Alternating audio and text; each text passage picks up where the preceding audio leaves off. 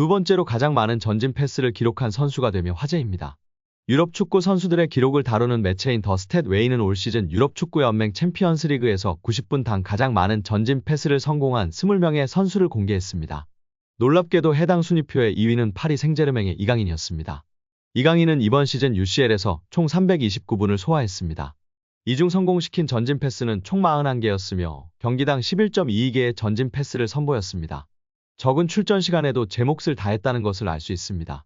또한 적극적인 공격 성향이 수치와 데이터를 통해 드러난 것이기 때문에 더욱 공격적으로 활용하는 것이 맞다라는 이야기입니다. 이강인은 이번 시즌 UCL에서 선발과 교체를 오가고 있다.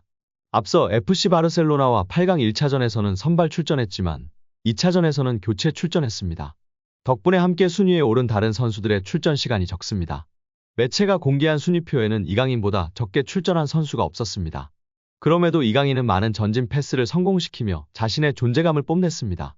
순위표에서 90분당 전진 패스 1위를 기록한 선수는 맨체스터 시티의 로드리였습니다.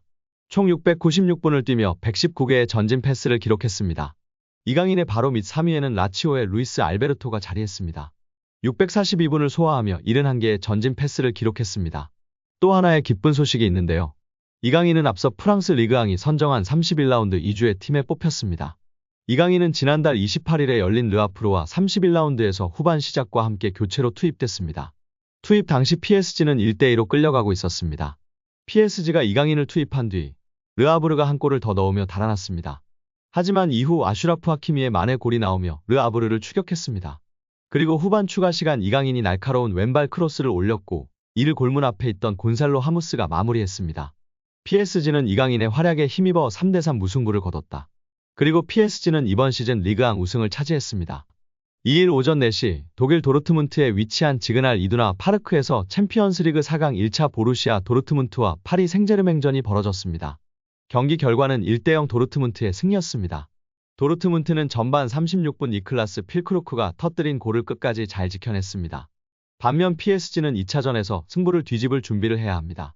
경기 점유율은 전반적으로 PSG가 쥐었습니다. 하지만 도르트문트가 조금 더 영리하게 게임을 진행하는 것처럼 보였습니다. 경기 막판까지 두 팀이 날린 슛 횟수는 비슷했습니다. 개인의 드리블 역량은 도르트문트가 더 괜찮아 보였습니다. 후반 막바지 기준으로 도르트문트는 19차례나 드리블 돌파를 성공시켰으나 PSG는 11차례에 그쳤습니다. 루이스 엘리케 PSG 감독은 교체 카드를 아꼈습니다.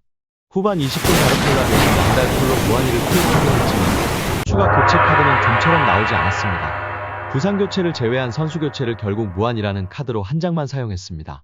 현지 팬들은 하무스, 이강인이 지난 리그 경기에서 환상의 합작골을 보여줬음에도 투입시키지 않은 것에 대한 불만이 높은 상황입니다. 또한 지난 바르셀로나전 승리는 레드카드 때문이었다. 우리는 작은 클럽이야 등의 반응을 보이며 1차전에서 1대0 패배에 대한 불만족을 나타내고 있습니다. 오늘 엘리케 감독의 소극적인 변화는 2차전에서 반드시 결과로 증명해야 할 것입니다. 이강인을 비롯해 곤살로 하무스, 마르코 아센시오 등 공격 자원이 벤치에 있었지만 엘리케 감독은 꺼내들지 않았습니다. 이강인을 사용하지 않은 것에 대해선 수비적인 밸런스를 중요하게 생각한 듯한 느낌이었는데요. 이날 PSG는 중원의 비티냐를 중심으로 좌우에 루이스, 에메리가 배치됐습니다. 두 선수 모두 수비적인 기여도가 뛰어난 선수들인데요. 중원 싸움과 밸런스를 위해 선발을 선택했다 하더라도 좋은 모습이 아니었고 후반전에 지고 있을 때에는 선수 변화를 줬어야 하지 않았나 싶습니다. 특히 많은 팬들은 하무스가 아닌 무한이가 투입된 것에 이해가 되질 않는다는 반응입니다. 아무튼 이강인 선수는 2차전은 출전 가능성이 매우 높을 것으로 보이는데요. 우선 PSG가 1차전에 패하면서 2차전을 맞이하기 때문에 반드시 득점과 함께 승리가 필요한 상황이기 때문입니다. 여기에 홈에서 2차전을 펼치기 때문에 이날보다 더욱 공격적으로 나설 가능성이 매우 높아 보이는 상황입니다. 경기 후 열린 공식 기자회견에서 엔리케 감독은 이렇게 이야기했습니다. 우리는 그것이 어려울 것이라는 것을 알고 있었습니다. 균형 잡힌 경기였어요. 아주 공정했어요. 두 팀 모두 기회가 있었습니다. 공격은 여러 번 방어를 더 잘했습니다. 그들은 골을 넣었습니다. 우리는 아주 확실한 기회가 있었지만 그들을 셀 수 없었습니다. 우리가 극복할 수 없는 일이 아닙니다. 이제 우리는 회복을 위해 프랑스로 돌아가 경기를 복귀할 것입니다. 홈을 떠나 첫 경기를 치른 것은 토너먼트에서 처음입니다. 보루시아 도르트문트가 홈을 떠나 복귀전을 치르는 것은 이번이 처음입니다. 오늘도 3,000명의 서포터즈들이 응원가를 멈추지 않고 있습니다. 지더라도 파리에서 파티를 열 예정입니다. 경기 전, 경기 중, 경기 후가 되어야 합니다. 파리 생제르맹에서 활약 중인 이강인의 미래가 더욱 밝아질 것으로 보이며 화제입니다. 나세르 알켈라이피 PSG 회장이 어린 선수들이 주축이 된 팀을 만들겠다고 공언했기 때문인데요. 유럽 축구 전문 기자 파브리치오 로마노에 따르면 알켈라이피 회장은 우리는 앞으로 6에서 8년 더 함께 뛸 수 있는 팀을 만들고 싶다라며 유럽 축구연맹 챔피언스리그 8강팀 중 가장 어린 팀을 보유하고 있다. UEFA 클럽 랭킹 10위 안에서도 가장 어리다. 정말 자랑스러운 일이다라고 말했습니다. 현지에서는 알켈라이피 회장의 발언에 대해 미래 자원들로 리빌딩에 착수할 거라고 선언한 것으로 보고 있습니다. 킬리안 음바페가 떠난 후 새로운 청사진을 그리고 있다는 분석입니다. 영국 비사컨은 PSG의 알켈라이피 회장은 장기 프로젝트를 그리고 있다. 앞으로 6년, 7년, 8년은 뛸 수 있는 젊은 선수들을 중심으로 팀을 개편하고자 한다라며 알켈라이피 회장의 최근 발언은 과거 음바페를 지키려고 했을 때의 발언과 상당히 대조적이다라고 전했습니다. 이어 PSG는 새로운 시대를 준비하고 있으며 음바페는 팀 계획에서 점점 사라지고 있다. 레알 소시에다드와의 챔피언스리그 16강전에서 결정적인 역할을 했지만 PSG는 선수들이 음바페가 없는 상황에 익숙해지도록 음바페에게 부수적인 역할을 맡기고 있다라고 덧붙였습니다. 게프폴리우스 프랑스 또한 알켈라이피 회장은 파르크 데 프랭스에서 새롭고 젊은 장기적인 프로젝트를 강조했다. 레알 소시에다드전에 출전한 PSG 선수들의 평균 연령은 23세 361일로 챔피언스리그에서 구단 역사상 최연소 선발 명단이었다. 경기 후에도 알켈라이피 회장은 라커룸을 찾아가 선수들에게 부담 갖지 말라고 격려했다라며 현재 PSG가 리빌딩에 돌입했다고 설명했습니다. PSG의 최대 목표는 챔피언스리그 우승입니다. 프랑스 내에서는 적수가 없지만 유럽 무대에서는 힘을 쓰지 못했는데요.